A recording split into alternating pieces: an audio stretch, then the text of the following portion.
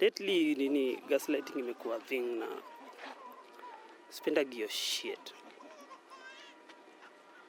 I'm not the perfect human, lakini najua about the importance ya take responsibility for my actions. Kuna watu utapata ndio wamekukosea, alafu anaanza kuget technical na maneno hivi kidogo, unaenda baka unaanza kujidoubt, ama nili overreact.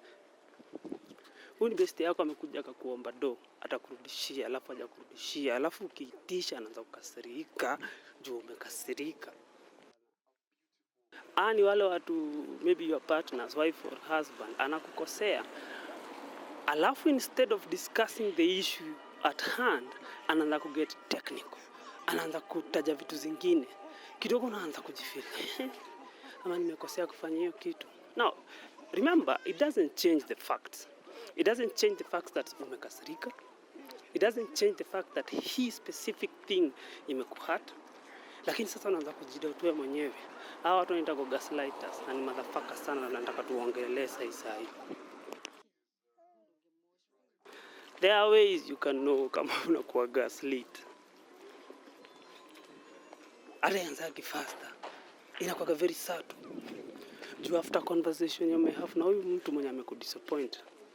Once you are done with this conversation, however it ends, lazima utakaa chini peke yako uanze kureflect. The moment umeanza kujidoubt, imagine wewe ulikuwa hurt at some point, but sasa umeanza kukua like maybe singefanya hivyo, ama lakini si best yangu, maybe nafaa kumtreat tofauti. It is accepted kama uko angry, useme ile kitu uko angry about. It is accepted kuji-express. Just say what you have to say. Kama unataka kutoka utoke. Kama unataka response upatiwe response. Bila kufanya hivyo. Inataka guilty tripping. Hizo gaslighting.